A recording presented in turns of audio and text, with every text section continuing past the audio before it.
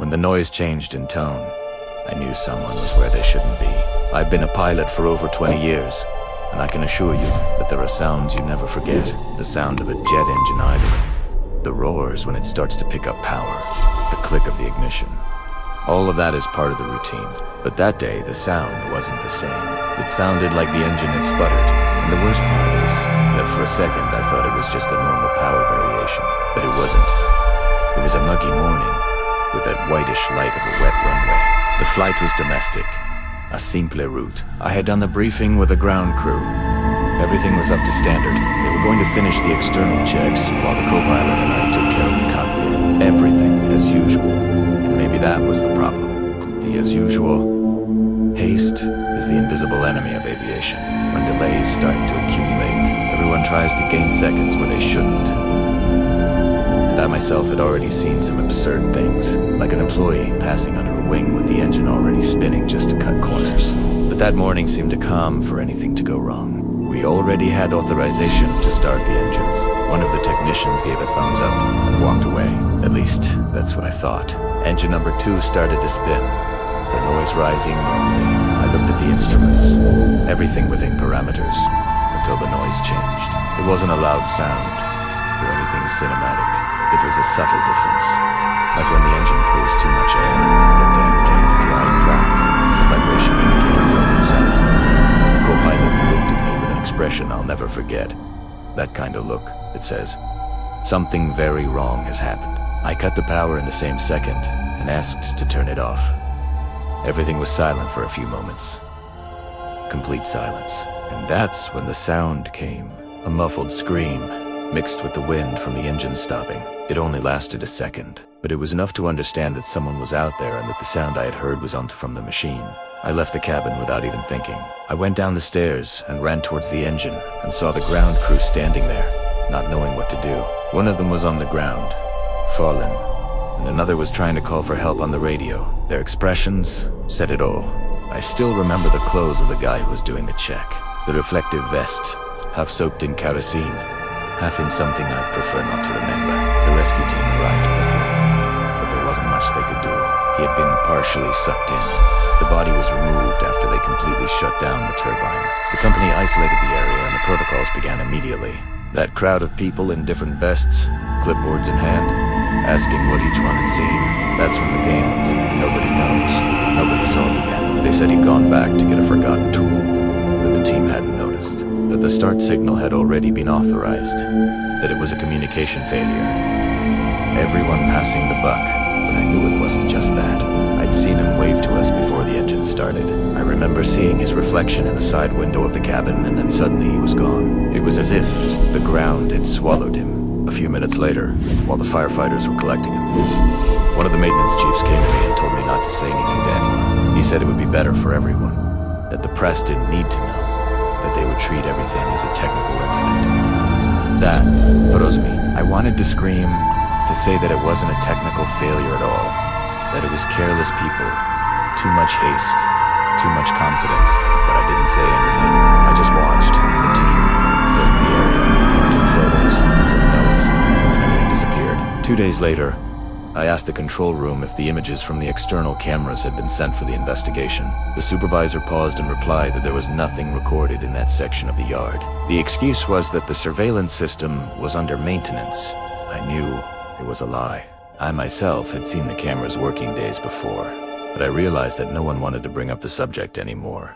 The following week, they called me to the director's office for a formal report. I sat in front of 2 guys in suits, one of them taking notes. They asked questions about the minutes before departure, about the hand signals, about the checklist. But every time I mentioned the technician, one of them interrupted with phrases like, "Let's stay focused on engine operation."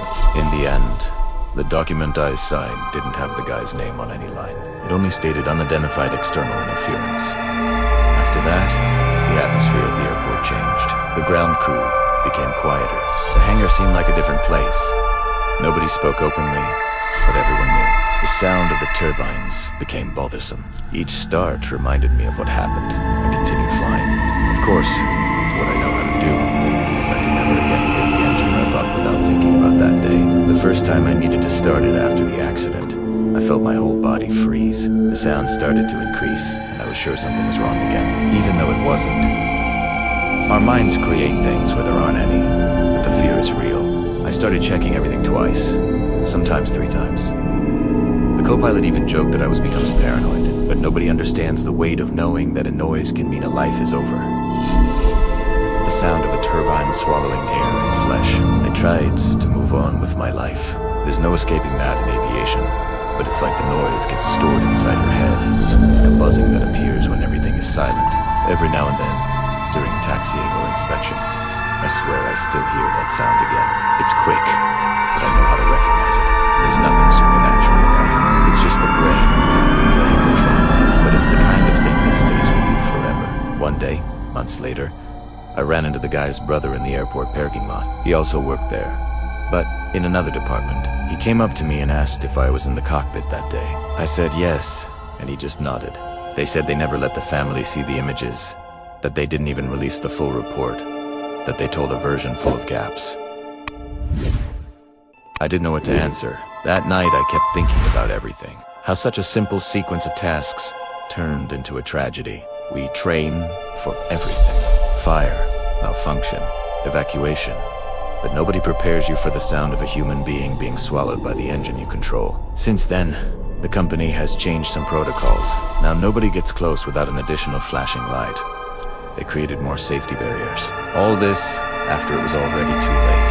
But his name was never mentioned in any official statement, neither on the internal notice board, nor in meetings. They made him disappear as if he had never worked there. I sometimes mentally replay the scene. I wonder if it could have been avoided. Maybe if I had looked out the window a second earlier. Maybe if we had waited a little longer. But in aviation, a second is all that separates everything from being okay to being over. Today, when I'm on the ground and I hear the engine start to turn, my instinct is still to hold my breath and pay attention to the sound. If it changes, even slightly, my heart races. And every time that happens, I remember that day. The noise that started like any other and ended with the most human sound an engine has ever made. After that accident, I stopped trusting machines and people completely, because the mistake wasn't the turbines, nor the winds. It was ours. Treating routine as if it were foolproof, and thinking that the sound of danger comes loud. Sometimes it comes low, subtle, almost imperceptible. But when it changes, you know. And I knew it. When they released the pushback, the fuel reading didn't match. We were about 20 minutes from the ultimate points. At the time, I thought it was a panel reading error. That happens. Sometimes the sensor reads a little off and then stabilizes when the plane level's off. But that day, something didn't fit. We had just come out of the external inspection. Checklist ready. Everything correct in the flight plan.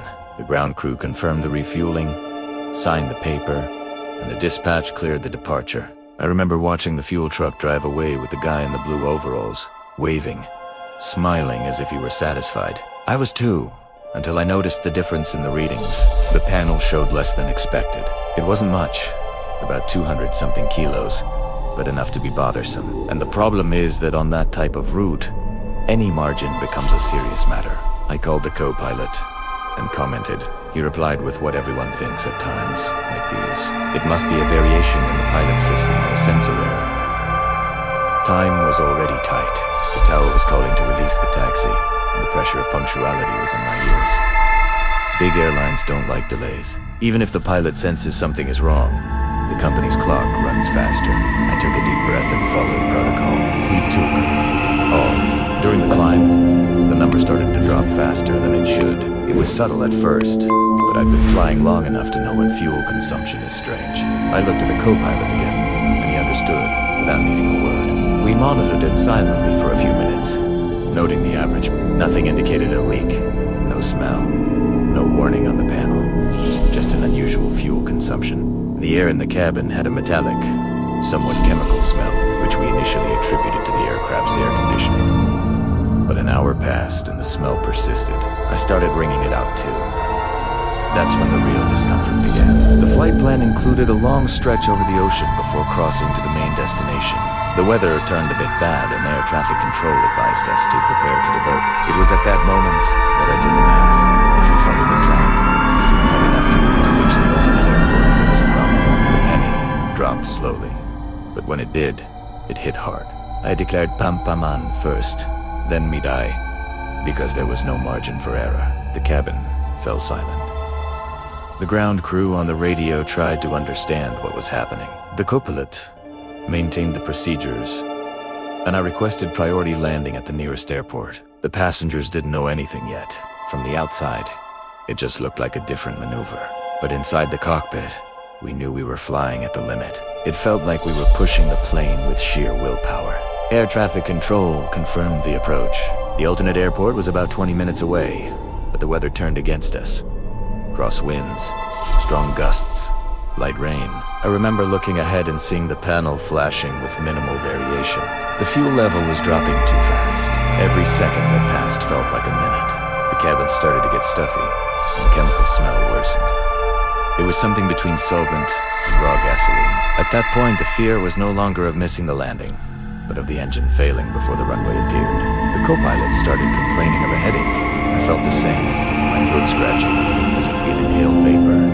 But there was no time to think about that. We managed to align with the runway with the minimum possible fuel. I touched down with practically zero fuel. When the main landing gear touched down, the panel indicated fell low in both tanks. That message is never welcome. Even so, the landing was clean. We stood there in silence for a few seconds, still strapped into our seatbelts. The co-pilot looked at me and said, "We almost didn't make it back." And he was right. Next came the emergency medical protocols as a precaution. Partial evacuation and engine inspection. Outside, the smell was the same, only stronger. The maintenance crew found it strange right away. In the end, what the investigation showed still makes me angry to remember. Fuel had been adulterated. An employee of the outsourced company was mixing industrial solvent to increase the volume and profit from the difference. This altered the weight, the readings, and the consumption. The worst part is that we weren't the first flight that day. Other aircraft refueled in the same shift showed abnormal consumption. The difference is that we noticed it in time. The technicians confirmed that the product used generated that metallic smell and could cause dizziness and irritation in the respiratory tract, even mild intoxication. Some passengers complained of nausea and headaches. We also felt unwell, but nothing serious. The employee was arrested afterward. The outsourced company was sued, and the airline reached a settlement. In practice, little changed. They only changed the uniform, the name, and continued hiring outside the company. What really stuck was the memory, because after that day, I never again completely trusted panel readings or refueling papers. I always get off and look at the truck, look at the hose, look at the face of whoever is refueling. It's not paranoia. It's the instinct of someone who knows what it's like to feel the engine vibrating weakly, knowing it could shut down at any moment. That night, when I returned to the hotel, I took off my uniform and realized that the clothes still smelled of that metal, a smell that lingered for days. To this day, when I feel something similar, my body stiffens. It's not fear of dying, it's fear of not realizing the mistake in time. The plane was released weeks later, with the tank clean and everything checked. But inside my head, the warning never went off. There are things we experience only once, but carry with us forever. And for me, the worst part was thinking that the reason was simple. Money. The guy messed with a system that shouldn't have been touched to make a few bucks. And because of that, hundreds of people could have fallen into the middle of the sea. Since then, every time someone asks me what the most difficult flight of my life was, I don't think about storms, malfunctions, or forced landings. Think about that takeoff where the blue truck drove away and the number on the map didn't matter. Because there, without me knowing, the fuel that should have taken us to our destination was already pushing us to the limit. And the fear I felt that day wasn't of dying. It was of realizing for the first time that danger doesn't only come from the sky. Sometimes it starts on the ground. The door latch made a different sound that time. A dry, quick click, as if someone had tested its strength from the outside. The co-pilot and I were starting the descent checklist. A full domestic flight late afternoon. Everything normal. Until that noise. At first glance at the cockpit cameras, I saw the aisle full of people trying to adjust their luggage, and a flight attendant trying to keep everyone seated. She looked at the lens and made a short gesture, like, "Hold on." That's when I understood that something was happening. The passenger was an ordinary man, in his early 40s, light-colored jeans. He had boarded calmly, without any signs of anything out of the ordinary. He talked to the staff, drank soda, ordered coffee, but, according to the flight attendant, as they approached, he started to change. He stared fixedly at the door, fidgeted constantly, and breathed heavily. They said he suddenly stood up, even before the seatbelt light went off, and went straight to the front. The flight attendant tried to grab his arm, but Epu said, saying he just wanted to see what it was like inside, and when she tried to say it was forbidden, he already had his hand on the latch. I heard the sound of the slam, felt the vibration in the door. It was automatic. I activated the internal lock and asked the passenger cabin to hold position over the radio. At that moment, the flight attendant's voice came through the intercom, trembling and asking for help. He has something in his hand. It looks like a pot. From then on, everything happened very quickly, but it felt like it lasted an eternity.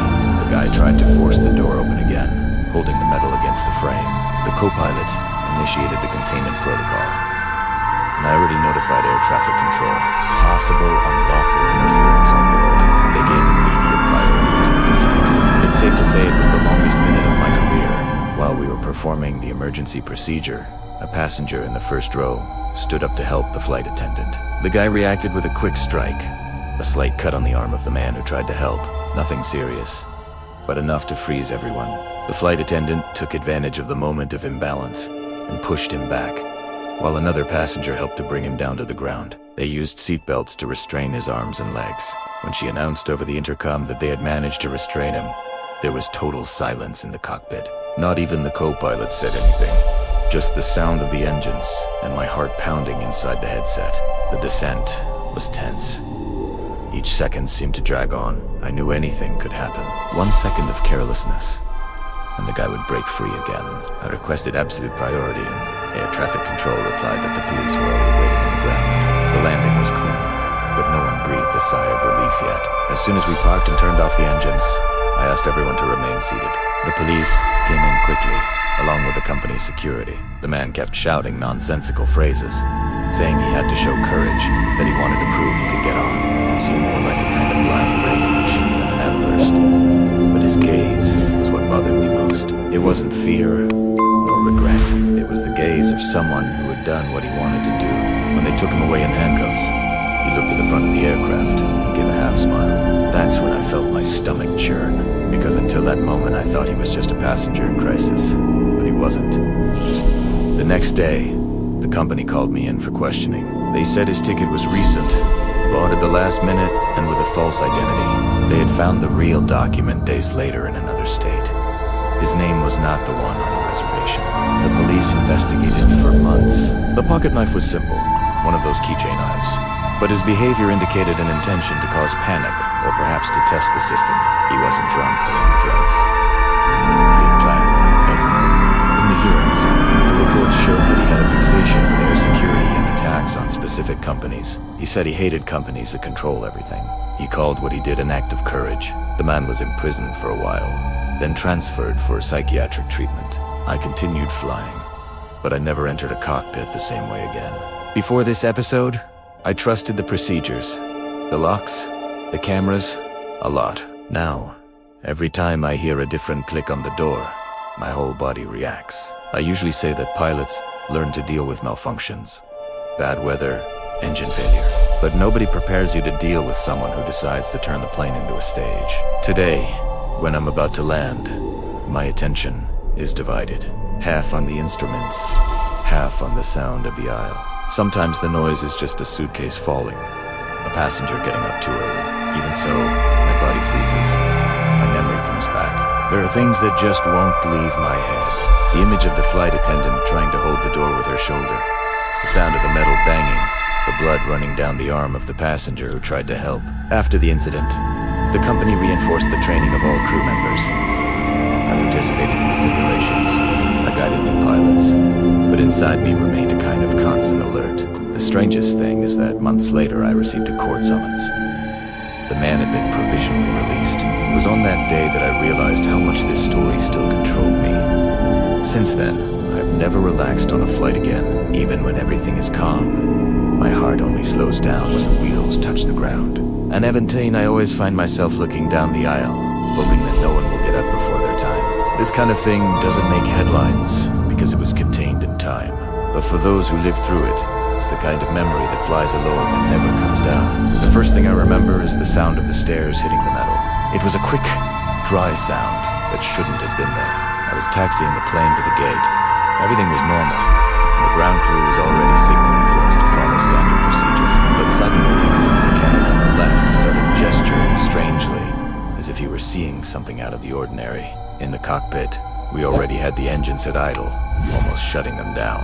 The flight attendant warned that there was a noise coming from the fuselage, but at first, no one paid much attention. It's common to hear some crackling noises because of the pressure, especially on night flights, with the more humid climate. But the noise returned, and this time accompanied by a bang.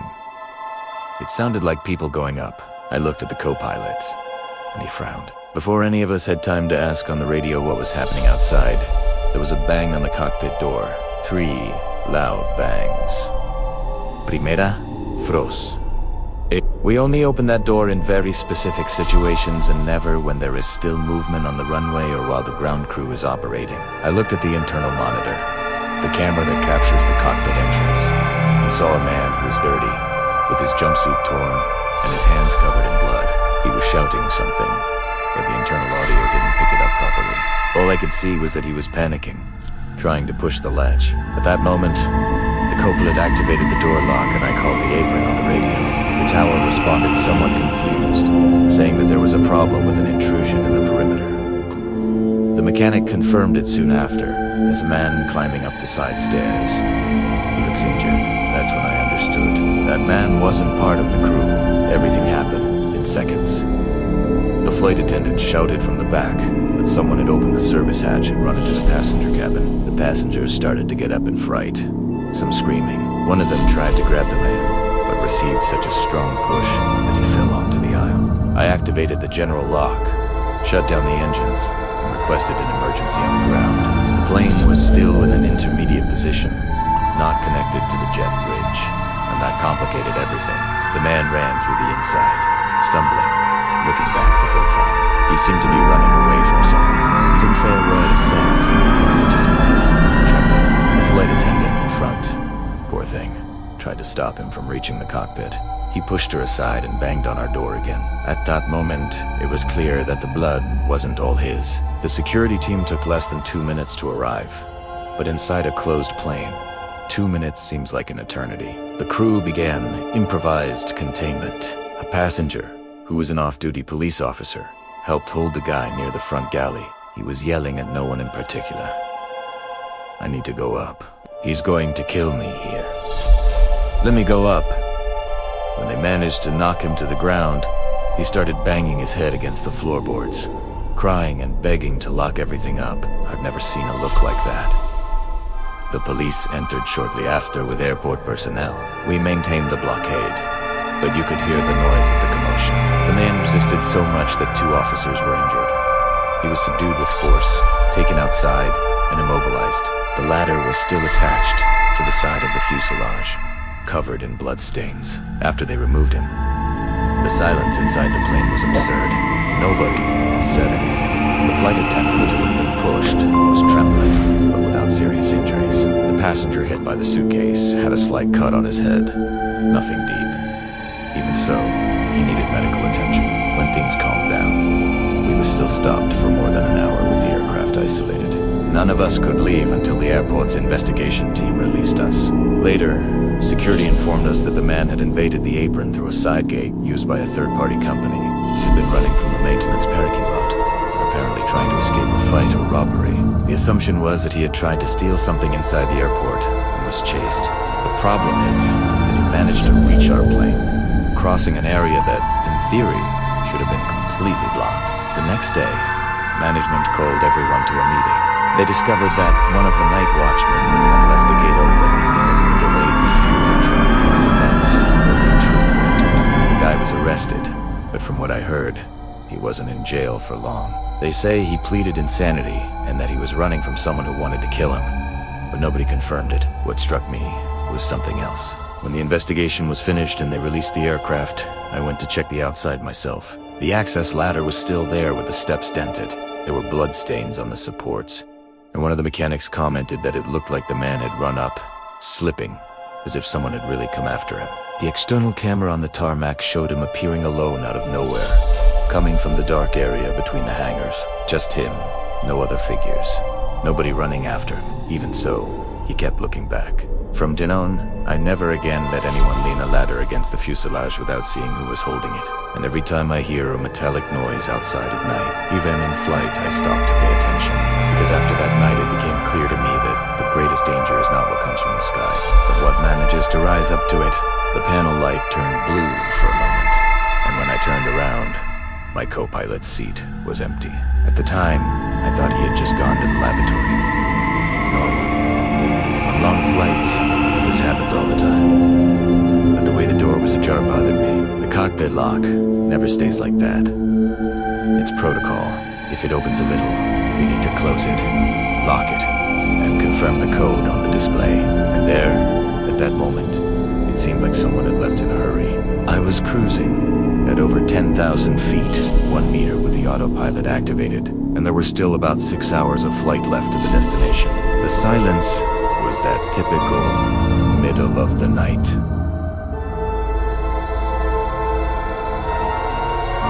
Silence, when not even the radio brings calls, and the sound of the ventilation seemed too loud. I looked at the panel. Everything was normal.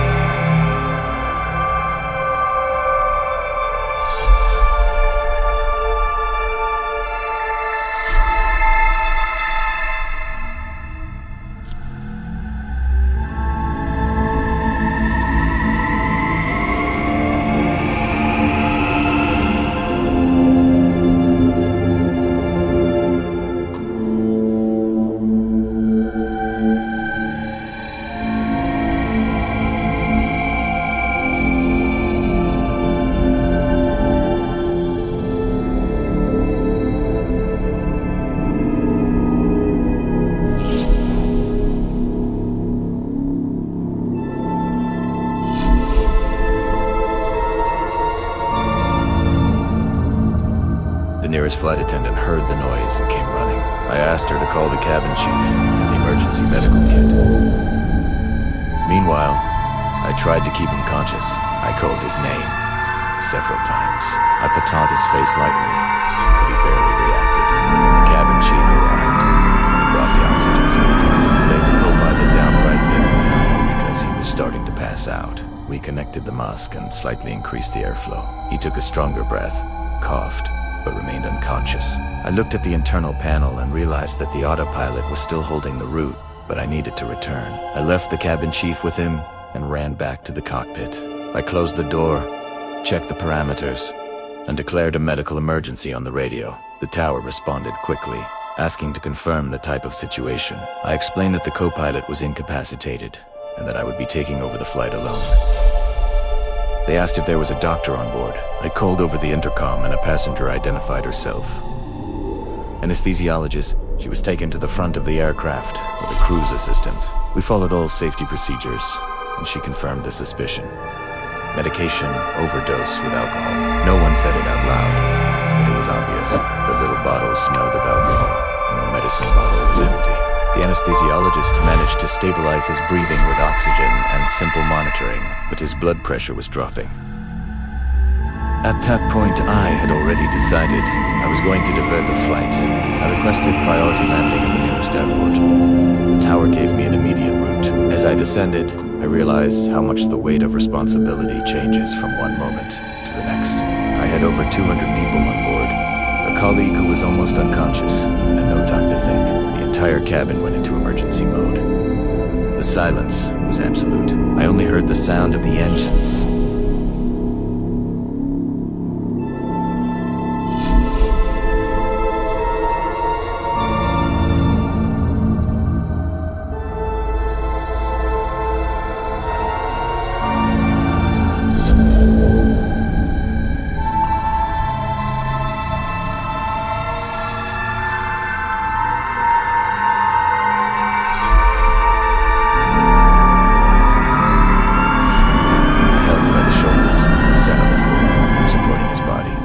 Flight attendant heard the noise and came running. I asked her to call for the cabin chief and the emergency medical kit.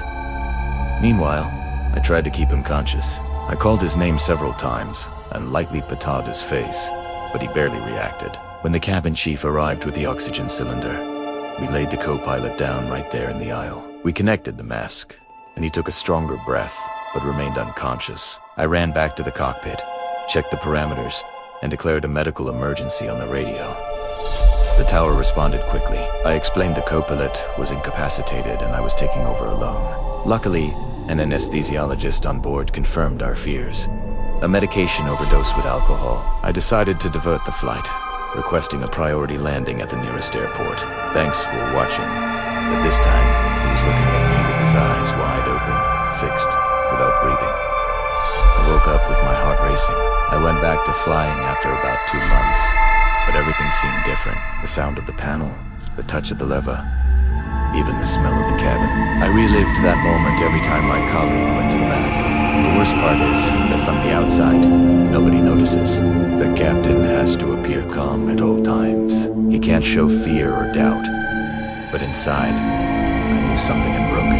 His family filed a lawsuit against the company, saying they didn't offer adequate psychological support. The company defended itself, claiming that he omitted the use of medication and that he signed the fitness form. In the end, everything ended up under judicial secrecy. But the truth is that no one came out unscathed.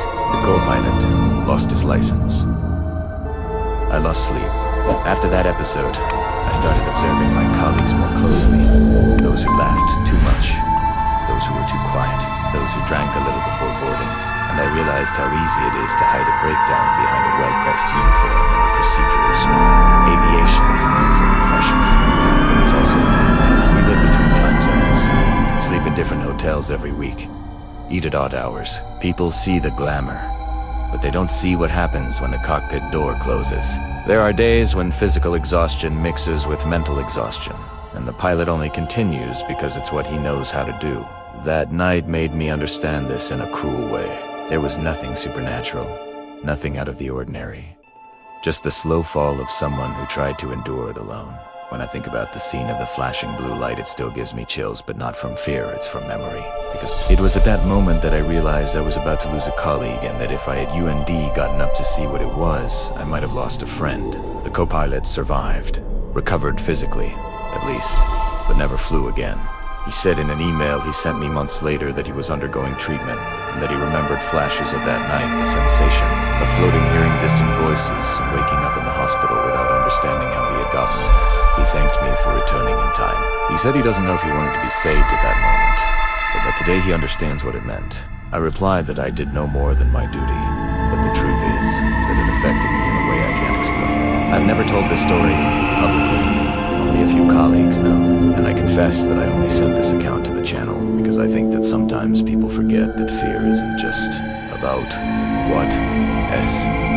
Invisible. There's fear in living things too, and those who are next to you breathing the same air, carrying a weight that no one sees. That night, the plane landed safely, but I didn't. Since then, whenever I enter the cockpit and the panel lights up, I stare at the blue light for an extra second. It's just a light, part of the system. But for me, it's a reminder that even up there, where everything seems under control, the human mind remains the most fragile point of the flight.